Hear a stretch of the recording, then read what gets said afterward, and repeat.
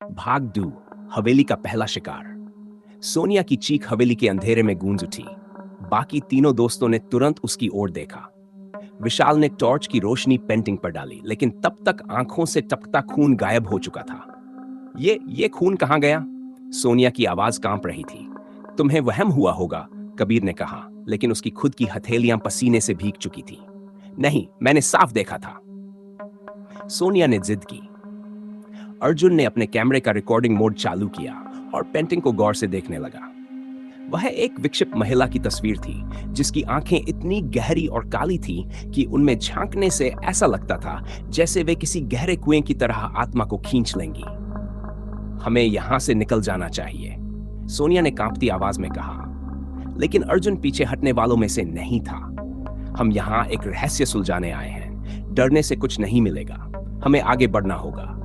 विशाल और कबीर उसकी बात से सहमत थे, लेकिन सोनिया का चेहरा सफेद पड़ चुका था।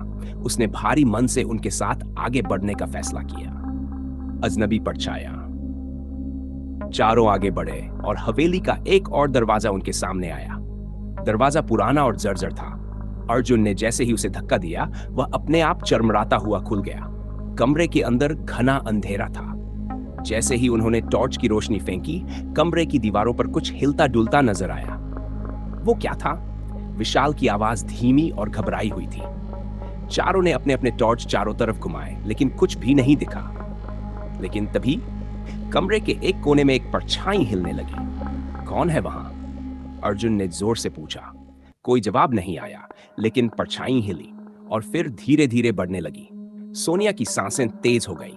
कबीर ने अपने मोबाइल से रिकॉर्डिंग शुरू कर दी। जैसे ही उन्होंने गौर से देखा, परछाई का आकार किसी इंसान जैसा था, लेकिन उसका सिर थोड़ा टेढ़ा था और उसके हाथों की उंगलियां सामान्य से कहीं ज्यादा लंबी थीं। ये आदमी नहीं है, सोनिया बुदबुदाई। फिर अचानक वह परछाई जोर से हिली और सीधा सोनिया की ओर दौड़ी। सोनिया चीखते हुए पीछे हटी, लेकिन परछाई हवा में घुलकर गायब हो गई। कमरा अचानक बहुत ठंडा हो गया था। चारों दोस्तों को अपनी गर्दन पर किसी की सांसें महसूस होने लगी। हमें यहां से बाहर निकलना होगा, विशाल घबराकर बोला।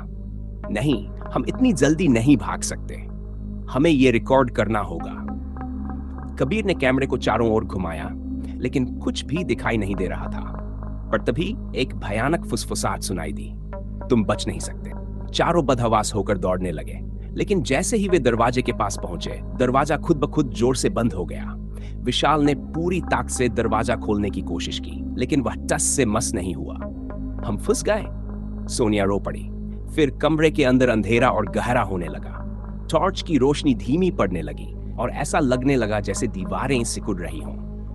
अर्जुन ने चारों तरफ देखा, कबीर कहीं नहीं था। कबीर, अर्जुन ने जोर से पुकारा। कोई जवाब नहीं आया। फिर अचानक कमरे के दूसरे कोने से कबीर की दबी हुई चीख सुनाई दी। विशाल ने टॉर्च उस दिशा में घुमाई, लेकिन वहां कोई नहीं था। कबीर, कहां हो? सोनिया रोते हुए चिल्लाई। फिर दीवार पर कुछ उभरने लगा, खून से लिखा हुआ एक वाक्य। एक जा चुका है, अगला कौन? चारों के शरीर में सिहरन दौड़ गई। कबीर गायब हो चुका था। अगले भाग में क्या कबीर की मौत हो गई? हवेली के अंदर कौन है? क्या बाकी दोस्त बच पाएंगे?